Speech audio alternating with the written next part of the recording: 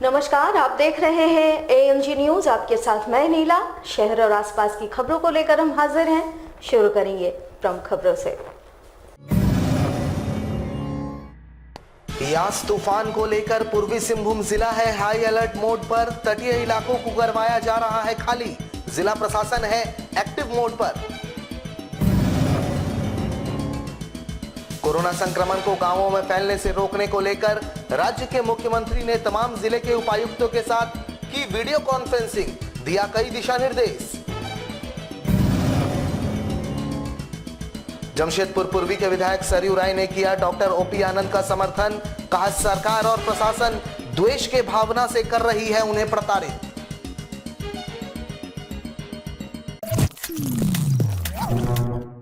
अब खबरें विस्तार से।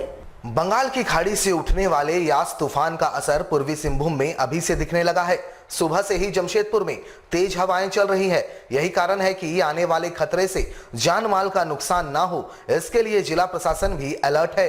25 मई से 27 मई 3 दिनों तक पूरे पूर्वी सिंहभूम जिले को हाई अलर्ट मोड पर रखा गया है। तूफान के रुख को देखते हुए जिले भर में NDRF की तैनाती की गई है। जिले में कई स्थानों पर कंट्रोल रूम बनाए गए हैं जो 24 घंटे एक्टिव होंगे। वहीं नदी के तटीय इलाकों को प्रशासन ने खाली करवाई है। तमाम नगर पालिकाओं के द्वारा माइकिंग के माध्यम से तटीय इलाकों को खाली करने का संदेश दिया गया है। वहीं जिले के उपायुक्त के निर्देश पर सभी सामुदायिक भवनों में शेल्टर होम्स बनाए गए हैं जहां राशन, बिजली एवं दवाइयों की व्यवस्था की गई है। तटीय इलाके के लोगों को इन शेल्टर होम्स में शिफ्ट करने की प्रक्रिया भी चलाई जा रही है। वहीं तूफान के मद्देनजर 2 दिन यानी 26 और 27 मई को होने वाले वैक्सीनेशन को स्थगित कर दिया गया है। हालांकि कुछ स्थानों पर टेस्टिंग सेंटर निरंतर कार्य करेंगे। वहीं जिले के उपायुक्त ने जिले वासियों से अपील की है कि तूफान को देखते हुए इस समय अवधि में बिल्कुल भी कोई घर से बाहर ना निकले। अभी जो प्रेडिक्शंस है मोस्टली 26 तारीख को या 27 तारीख को हिट करनी चाहिए, क्योंकि अभी हम लोगों को ये पता नहीं चल पाया है कि हवाएं कितनी तेज़ी से आएंगी। पर हम लोग पूरे वर्स्ट सिनेरियो के लिए प्रिपेयर्ड हैं। आज NDRF पटना की टीम भी जो है वो जमशेदपुर में आ रही है स्टेशन होने के लिए। साथ ही साथ हम लोगों ने नगर पंचायत के इलाकों में एवं प्रखंड में भी पर्याप्त संख्या में शेल्टर हाउसेस जो है उनका निर्माण कर लिया गया है, ताकि तटीय क्षेत्र में जो लोग रहते हैं जहां पे नदी के पानी अचानक से बढ़ जाने का उनके आवास डूबने की संभावनाएं हैं, वहां पे उनको इमीडिएटली हम लोग जो है वार्निंग के साथ ही अपने शेल्टर हाउसेस में भेज सकें। सारे हॉस्पिटल्स को हाई अलर्ट पर डाल दिया गया है ताकि किसी भी परिस्थिति में अगर कोई घायल होता है तो इमीडिएटली उसको हॉस्पिटल में चेकअप कर दिया जा सके। साथ ही साथ पर्याप्त मात्रा में हम लोगों के पास में खाद्य सामग्री, पैकेट और जनरेटर की व्यवस्थाएं, तेल इत्यादि की व्यवस्थाएं और एम्बुलेंसेज की व्यवस्थाएं जो हैं वो कर ली गई हैं। प्रखंड स्तर पर, जिला स्तर पर कंट्रोल रूम का स्थापना किया गया है और इस पूरे के पूरे कंट्रोल रूम का नियंत्रण जो है हम लोग का अपोजिट कंट्रोल रूम जो है वहाँ से किया जाएगा। जो 26 तारीख और 27 तारीख है, क्योंकि तूफान की संभावनाएं हैं, उस दिन जितने भी टीकाकरण कैंप हैं वो 18 से 45 के हों या 45 वर्ष के ऊपर के हों, उनको हम लोगों ने स्थगित कर दिया है कि इन 3 हाई अलर्ट के दिनों में आप बिल्कुल घर में रहें, घर से ना निकलें। कोरोना वायरस के संक्रमण को गांवों तक फैलने से रोकने को लेकर राज्य सरकार गंभीर है। सोमवार को राज्य के मुख्यमंत्री ने सभी जिले के उपायुक्तों संग वीडियो कॉन्फ्रेंसिंग के जरिए ग्रामीण क्षेत्रों में कोरोना वायरस के संक्रमण का फैलाव कम से कम हो, इसको लेकर जरूरी दिशा निर्देश दिया है। जानकारी देते हुए जमशेदपुर उपायुक्त सूरज कुमार ने बताया कि कल यानी 25 मई से ग्रामीण स्वास्थ्य सुरक्षा सप्ताह की शुरुआत हो रही है। इसके तहत स्वास्थ्य विभाग और जिला प्रशासन की टीम जिले के सभी ग्रामीण क्षेत्रों में कैंप करेगी और ग्रामीणों को स्कैनिंग कर रिपोर्ट तैयार करेगी। जो ग्रामीण मरीज कोरोना वायरस से संक्रमित पाए जाएंगे उन्हें जरूरत के हिसाब से ट्रीटमेंट दिया जाएगा। इसके लिए प्रखंडवार मॉनिटरिंग कमेटी गठित किया गया है जिसकी देखरेख BDO करेंगे। वहीं जिला स्तर पर उप विकास आयुक्त पूरे ऑपरेशन की मॉनिटरिंग करेंगे। उन्होंने कहा कि हर तीसरे दिन वे खुद इसकी समीक्षा करेंगे। वैसे जमशेदपुर में कोरोना वायरस के संक्रमण का असर अभी कम नहीं हुआ है। तीसरे लहर के आने से पहले जिला प्रशासन युद्ध स्तर पर ग्रामीण क्षेत्रों के लोगों में संक्रमण ना फैले, इसकी तैयारियों में जोर शोर से जुट गया है। माननीय मुख्यमंत्री के द्वारा आज पूरे राज्य भर में ग्रामीण स्वास्थ्य सर्वे का शुभारंभ किया गया है। कल दिनांक 25 तारीख से लेके 5 जून तक हम लोग गांव के प्रत्येक घर में जाके घर घर का सर्वे करेंगे और उन घर के सर्वे में जो भी लोग जिनको कोरोना के लक्षण पाए जाएंगे उन सब लोगों का स्क्रीनिंग जो हमारे गांव की सर्वे टीम और रैट टेस्टिंग टीम करेगी। लक्षण के अनुसार और रैट के जांच के अनुसार लोगों को हम लोग डिफ्रेंशिएट करके या तो उनको इंस्टीट्यूशनल आइसोलेशन सेंटर जो हमारे कोविड केयर सेंटर होंगे वहाँ लेके जाएंगे और अगर गंभीर लक्षण होंगे तो उनको डिस्ट्रिक्ट कोविड हॉस्पिटल में लेके जाएंगे। जमशेदपुर पूर्वी के विधायक सरयू राय सोमवार दोपहर लगभग 1 बजे डॉक्टर ओपी आनंद के आवास पर पहुंचे, जहां श्री राय बंद कमरे में डॉक्टर ओपी आनंद के शुभचिंतकों संग वार्ता किया। हालांकि डॉक्टर आनंद के पारिवारिक सदस्य घर पर मौजूद नहीं थे। गौरतलब हो कि सरयू राय ने एक बयान जारी कर वैश्विक महामारी के दौर में अस्पताल पर किसी तरह की कार्रवाई नहीं किए जाने की अपील की है। साथ ही उन्होंने सरकार को नसीहत दिया है कि दुर्भावना से ग्रसित होकर अगर कोई कार्रवाई ना करे।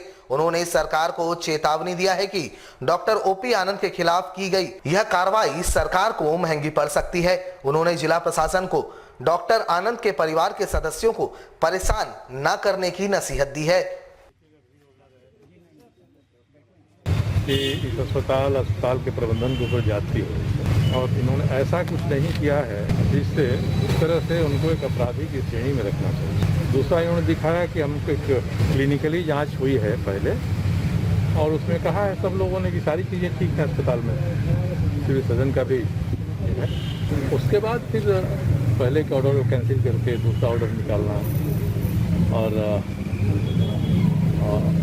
किस धारा में कैसे केस किया है, तो इसे लगता है कि कोई ना कोई केवल ईगो का ही प्रॉब्लम नहीं है। सरकार है, उसके पास फोर्स है और वो चाहे तो हमको आपको किसी को भी कभी पकड़ सकते हैं, केस बना दे सकते हैं। और आगे अदालत में ये केस कितना चलता है, तब मामला अदालत में है जाएगा, अदालत में सुनवाई होगी, तब दूध का दूध पानी का पानी होगा। किस तरह की ज्यादती जब होती है तो लोकतंत्र में सरकारों की छवि खराब होती है। धीरे धीरे जब मामला सामने आएगा तो पुलिस प्रशासन की इससे विश्वसनीयता खत्म होती है और जो भी प्रशासन के लोग हैं, स्वास्थ्य विभाग के लोग हैं, अगर वे तथ्य पर नहीं चलेंगे तो यही लगेगा कि ये किसी न किसी के एजेंट बनकर काम कर रहे हैं। सरायकेला खरसावां जिले के आदित्यपुर 2 स्थित 111 सेव लाइफ अस्पताल मामले में एक और बड़ा खुलासा हुआ है, जहां गुप्त सूचना के आधार पर ड्रग कंट्रोलर विभाग की टीम ने छापेमारी करते हुए अवैध रूप से भंडारण कर रखे एक एम्बुलेंस से भारी मात्रा में दवाइयां बरामद की है। वैसे ये दवाइयां डॉक्टर आनंद के आवासीय परिसर स्थित एक गैरेज में छुपा कर रखी गई थी, जो गायत्री शिक्षा निकेतन स्कूल कैंपस में स्थित है। एम्बुलेंस डॉक्टर ओपी आनंद के नाम पर रजिस्टर्ड है।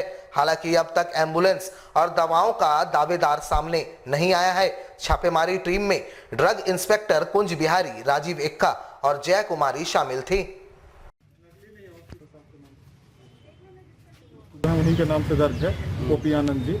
तो उनसे पूछना होगा या जो भी यहाँ के प्रिंसिपल है उनसे पूछना होगा कि किन्होंने यहाँ किस परिस्थिति में इनको इस एम्बुलेंस को यहाँ पे लाके रखा गया है और ये कौन उसका ऑनर्स लेते हैं, उसके ऊपर एफआईआर किया जाएगा। जो एम्बुलेंस जिसके नाम से है उसके नाम से तो दर्ज है, ऑनर्स में है, उनके नाम से दर्ज है।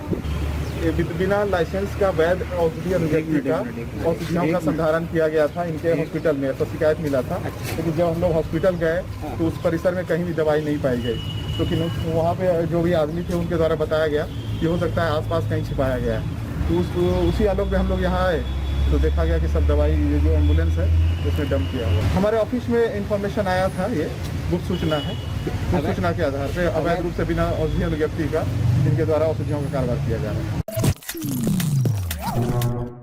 आनंद मार्ग यूनिवर्सल रिलीफ टीम ग्लोबल के द्वारा शहर के ब्लड बैंक में रक्त की कमी को दूर करने हेतु 5 घंटों के रक्तदान शिविर का आयोजन जमशेदपुर ब्लड बैंक में किया गया, जहां बड़ी संख्या में रक्तदाताओं ने रक्तदान किया। कोरोना काल में ब्लड बैंक में रक्त की कमी इन दिनों देखी जा रही है। ऐसे में कई संगठनों के द्वारा रक्तदान शिविर का आयोजन कर इसे दूर किया जा रहा है। आनंद मार्ग यूनिवर्सल रिलीफ टीम ग्लोबल के द्वारा सोमवार को 5 घंटों के रक्तदान शिविर का आयोजन किया गया। बड़ी संख्या में यह रक्तदाताओं ने रक्तदान किया। वहीं इन रक्तदाताओं को औषधीय पौधे देकर सम्मानित किया गया। साथ ही पर्यावरण संरक्षण के प्रति सजग भी किया गया। लगभग 35 यूनिट रक्त यहां संग्रहित किया गया। Anandmarg universal relief in global sure से आज एक दिवसीय रक्तदान शिविर का आयोजन इस वैश्विक महामारी कोरोना काल में भी यहाँ आयोजित किया गया। आज 24 मई को ज़्यादा से ज़्यादा रक्तदान होने की संभावना है। इस रक्तदान शिविर का विशेषता है कि जो भी रक्तदाता हमारे रक्तदान शिविर में भाग लेते हैं उन लोगों को हम लोग पौधा देकर सम्मानित करते हैं। एक ही छत के नीचे 2 तरह का सेवा का काम होता है। एक तरफ रक्तदान, दूसरे तरफ पेड़ पौधा देकर हरियाली फैलाने का काम किया जाता है पर्यावरण को लेकर। जमशेदपुर में स्कूली वाहन सेवा संचालक समिति द्वारा कोरोना और लॉकडाउन के दरमियान स्कूली वाहन चालक के समस्याओं के निदान की मांग राज्य के मुख्यमंत्री के समक्ष रखी गई है। इस दौरान इन चालकों ने कहा कि विगत 430 दिनों से स्कूली वाहन चालक बेरोजगार है और सभी की आमदनी शून्य है। ऐसे में सभी के समक्ष भुखमरी की स्थिति आन पड़ी है और सहायता के लिए कई एक बार सरकार से गुहार लगाई गई है, लेकिन नतीजा शून्य है।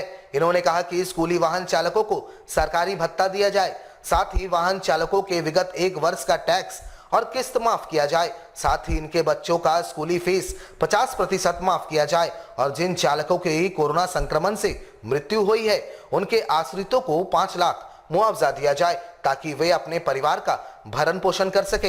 इन सभी मांगों को जिले के उपायुक्त के माध्यम से इन्होंने राज्य के मुख्यमंत्री के समक्ष रखा है। सभी स्कूली वाहन चालकों का किस्त जो है माफ किया जाए गाड़ी का, और सभी स्कूली वाहन चालकों का कम से कम उसे जितने भी सरकारी विभाग और हॉस्पिटल है उस पर ड्राइवर के पद पर रखा जाए, जिससे कि आर्थिक स्थिति में उसकी सुधार हो सके। ऑटो स्कूली वाहन चालक के बच्चे का स्कूल में जो फीस लग रहा है कम से कम उसकी 50% जो है माफ किया जाए, जिससे कि इस स्थिति में उनके सुधार हो पाए। स्कूली वाहन चालक हैं सभी का गाड़ी का टैक्स भी माफ किया जाए। साथ ही साथ जो है कोरोना से संक्रमित जितने भी लोग मरे हैं, हाँ, उसका कम से कम आश्रितों को 4 से 5 लाख रुपया दिया जाए, जिससे कि इसके परिजनों के परिवार चलाने में सहयोग हो पाए। जमशेदपुर के बिष्टुपुर थाना अंतर्गत धतकीडी के एक जनरल स्टोर्स में सोमवार दोपहर अचानक आग लग गई। स्थानियों की मदद से आग पर काबू पाया गया। हालांकि दमकल मौके पर समय पर नहीं पहुंच पाई। गौरतलब हो कि इस जनरल स्टोर में दूध की बिक्री के लिए 2 बड़े-बड़े फ्रिज लगाए गए थे और दोपहर 2 बजे दुकान के संचालक ने तय समय के तहत दुकान को बंद किया और घर चले गए। लगभग 3 बजे दुकान के पास स्थानियों ने आग लगने की सूचना संचालक को फोन पर दी, जिसके बाद वे दुकान पहुंचे। जब उन्होंने शटर खोला तब तक दुकान के दोनों फ्रिज और कई सामान जलकर खाक हो चुके थे। दमकल को भी सूचना दी गई थी, लेकिन वो भी समय पर नहीं पहुंच पाई। स्थानियों के मदद से आग पर काबू पाया गया। अमूमन इस आग लगी में 1 लाख का नुकसान हुआ है।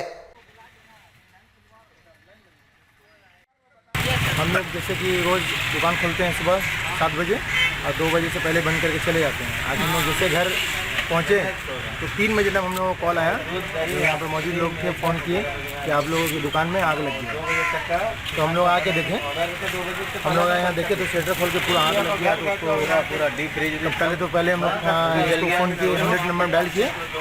100 नंबर डायल किए तो उसके अंदर आधा घंटा में कोई आया नहीं। उसके ये भी दमकल भी नहीं आया, ठीक है। तो हम लोग आए हैं, उस टाइम तक हम लोग आग बुझा चुके थे। सर इसमें 2 फ्रीज है, 35-35 हज़ार, एकदम 70,000 का फ्रीज था और उसमें दूध वगैरह था। सब कम से कम 1 लाख का नुकसान हुआ। हमारे साथ लगातार जुड़े रहने के लिए आप हमें YouTube पर जरूर सब्सक्राइब करें। आज के लिए बस इतना ही। कल आपसे फिर मिलेंगे कुछ नई खबरों के साथ। तब तक के लिए AMG न्यूज़ की पूरी टीम को दीजिए इजाजत। नमस्कार।